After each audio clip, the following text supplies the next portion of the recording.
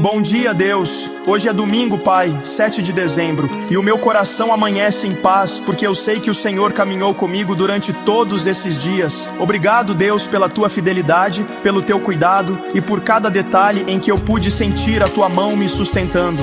Pai, hoje eu quero refletir sobre tudo o que vivi, sobre o que doeu, mas me fortaleceu, sobre o que eu não entendi, mas me ensinou, e sobre cada momento em que o Senhor me mostrou que eu nunca estive sozinho. Abençoa este domingo, Senhor.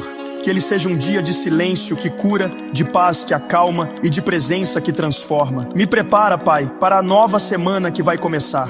Tira a ansiedade, alinha meus pensamentos e enche o meu coração de esperança. Que eu entre nos próximos dias com fé, com foco e com a certeza de que o Senhor já está à frente de tudo. Eu confio, Deus. O melhor ainda está por vir.